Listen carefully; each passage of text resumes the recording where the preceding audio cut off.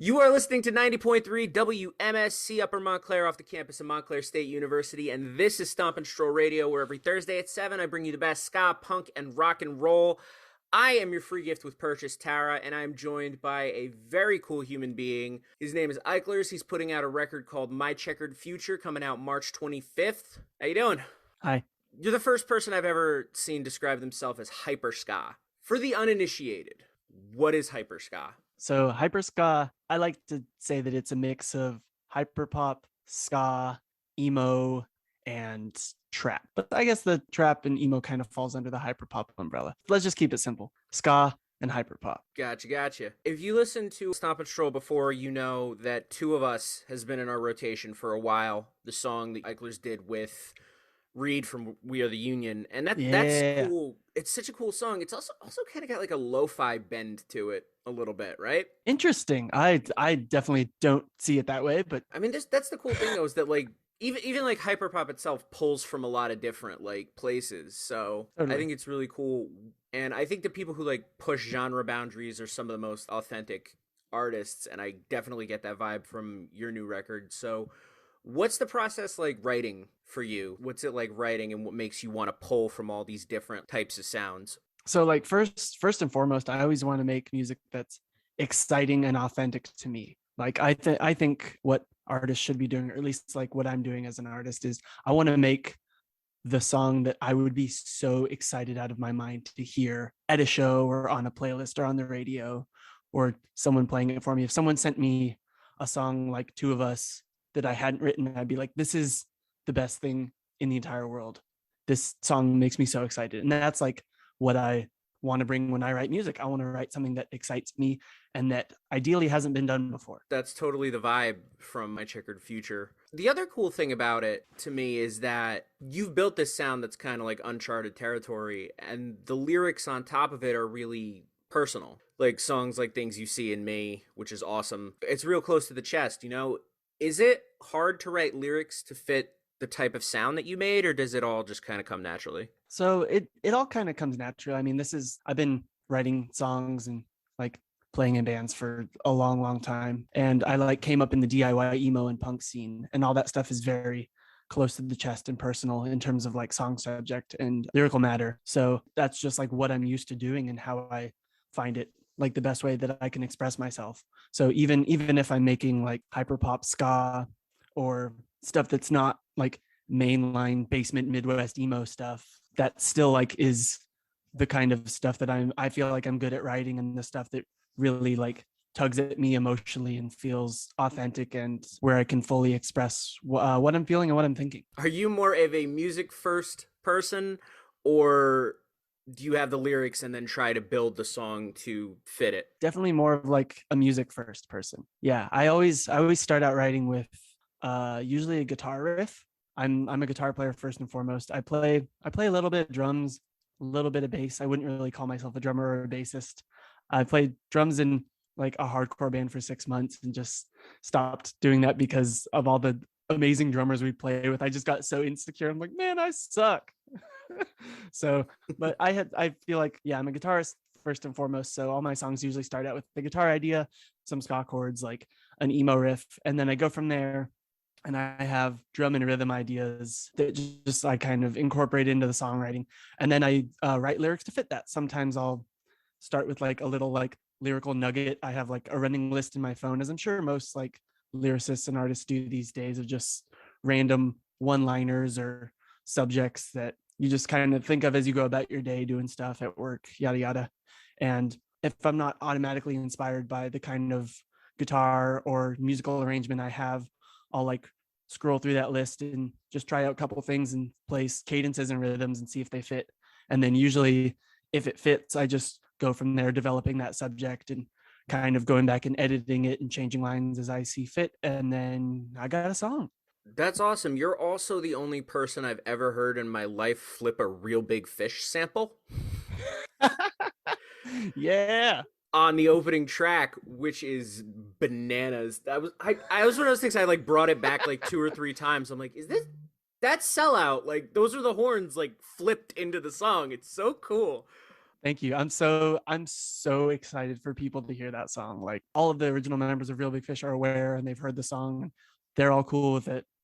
So yeah, I was very happy that that song actually is going to be on the record, because for a second Mike was unsure and we were just going to have it on the vinyl version, which I'll go on record here to say, and there are little differences in the album on the vinyl version that are not on the digital version. So if you are sleeping on the vinyl, do not, because it's a different, slightly different version of the album that will not be online and is a collector's edition in itself. So originally the high album edition was just going to be on vinyl, but Mike and I decided it was such an integral part of the album experience that it had to be on streaming services and digitally, because that's where people are finding their music these days. Not a lot of folks are going to record stores or going to or record label websites and just ordering a random album and experiencing that way. So we just wanted to make sure that that song was on there and it like serves the record and the experience of My Checkered Future as a whole. And I think it's the way to kick off the album. I agree. It's so cool, and it just like grabs your ear immediately, especially because like the people that like are in our circles are really familiar with Real Big Fish, and also like the 30 name drops that are in that song alone about stuff that Yeah, we totally. listen to, you know. Yeah. So that's really really cool that that's in there.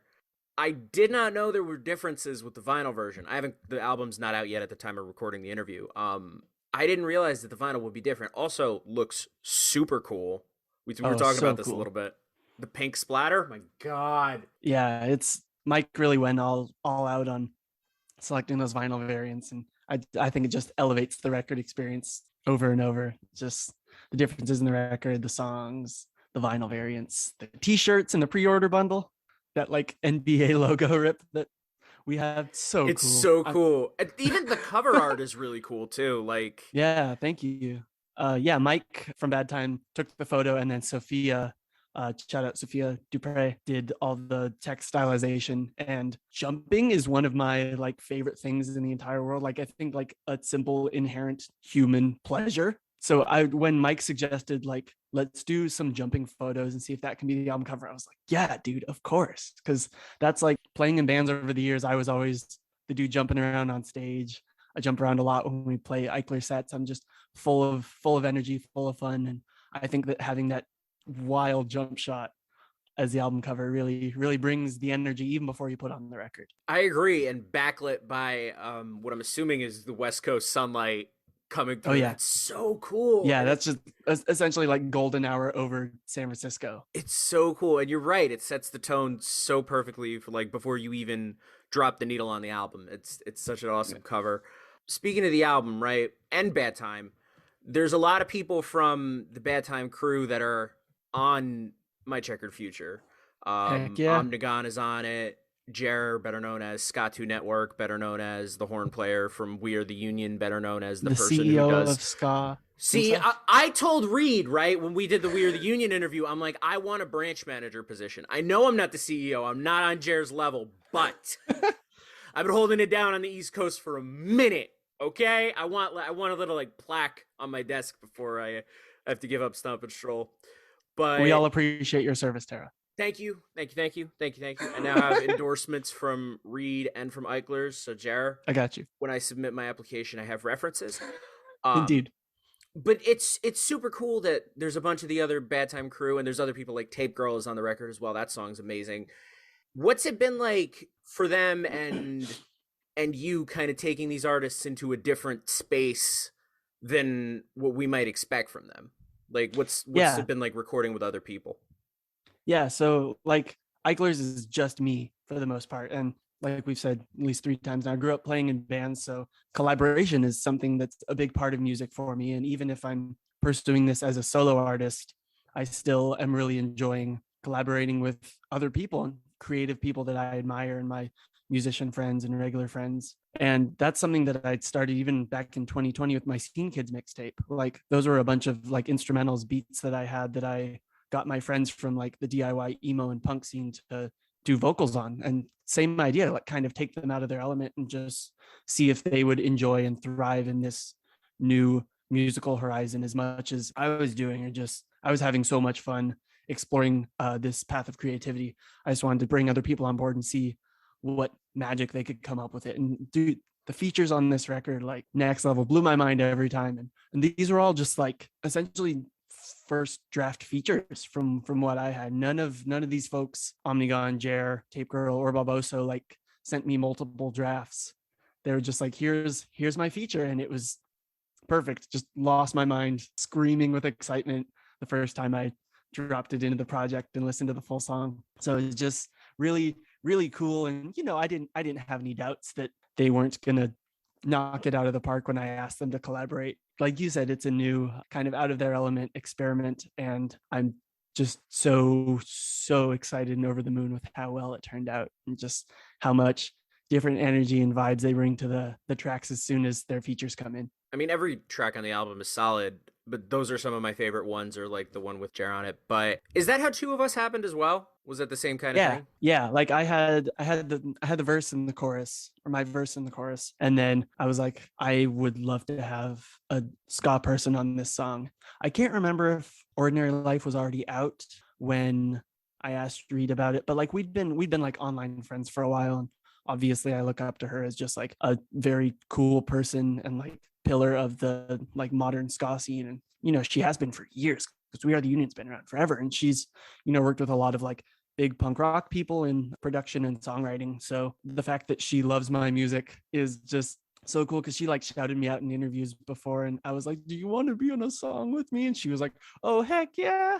I get you. And like I said, I sent her the song, I sent her like the subject, and she sent back her verse, and it was so sick. It is, and like I said, that song's been in our rotation basically since I heard it. I think that's really cool, is that like you bring out such an amazing vibe, like from other people that you wouldn't expect this from. I think that speaks to your ability as a writer as well. Not everybody could pull that out of people. You know what I mean? Yeah, I appreciate that. Thank you. I like to think that my energy and excitement is infectious, but I also am insecure, and I worry that I just annoy people. So Oh I'm Lord, glad do I that feel that. I'm glad that these folks were stoked about it, instead of just like, I wish this Eichlers guy would leave me alone. Cut to me like in the DMs of every other ska band that doesn't have an email address, like, hi, I play ska music and I hope you don't hate me.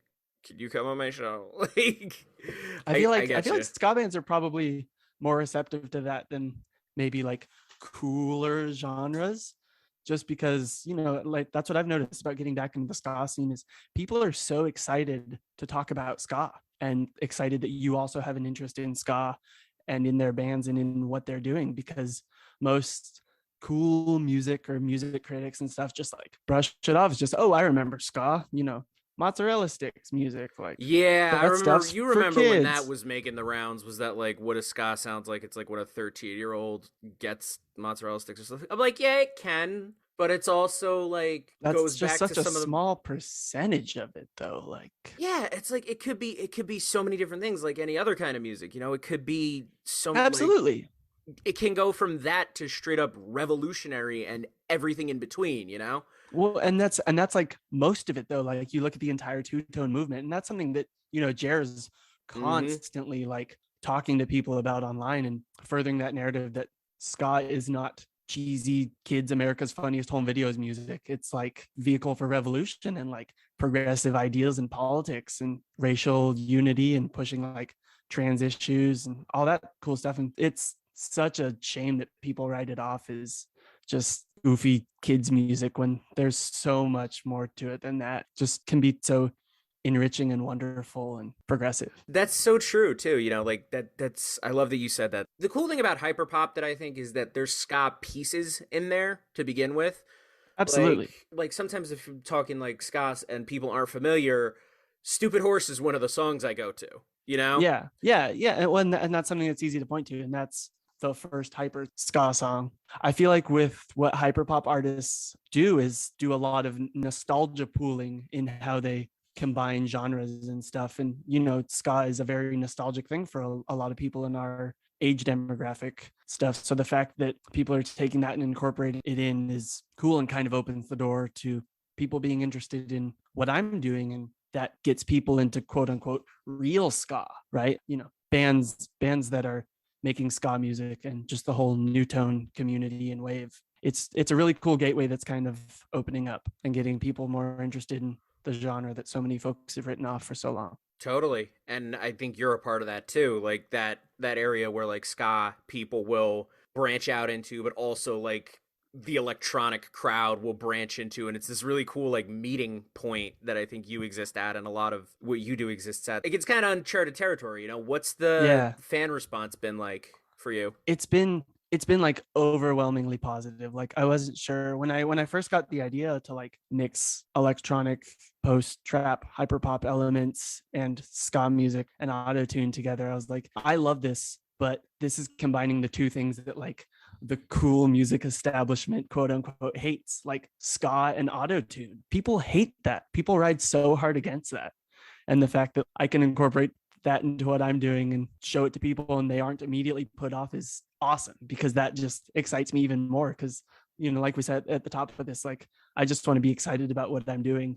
And there's so many people, especially like me, getting more entrenched in the ska scene and the new tone movement, people who have grown up with punk and ska and not taken a lot of interest in electronic music, or, you know, maybe have talked on T-Pain back in 2009 when he was pioneering the auto-tune wave. People are like, I did not think I would like this, but something about it just clicks. And I've seen that a lot, like in the past week or 4 or 5 days since I released Things You See in Me, like people being like, I didn't know about this Hyperska thing with all your other singles, but this is the one it finally clicked for. And I think that's really cool, because the record in general is definitely a lot more ska and less hyperpop than a lot of the stuff that I'd released in the last year or so. So I'm hoping that this is kind of that entry point for a lot of people to hear what I'm doing and hear the Hyperska stuff, and then go back and, you know, enjoy my past material and, you know, get into the hyperpop artists that I love and take a dive into that scene. And all of a sudden everyone's liking the same thing and we're all on the same page.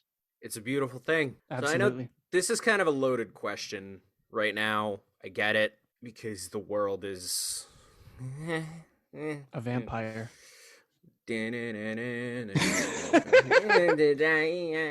Sorry. The world is kind of in a weird spot, but what's next for you? Are there, you know, the record officially is out later in March. Yeah, March 25th. Beautiful. You got it. You got it. Cool. So, what's next for you? Are you looking at live shows or just focusing on the album rollout? Yeah, so a little bit of both. So I'm doing 2 shows on the East Coast with Kill Lincoln and the Best of the Worst as part of a little Bad Time Records showcase. We're doing March 18th at Trans Pecos in New York City, and then March 19th at the Metro Gallery in Baltimore.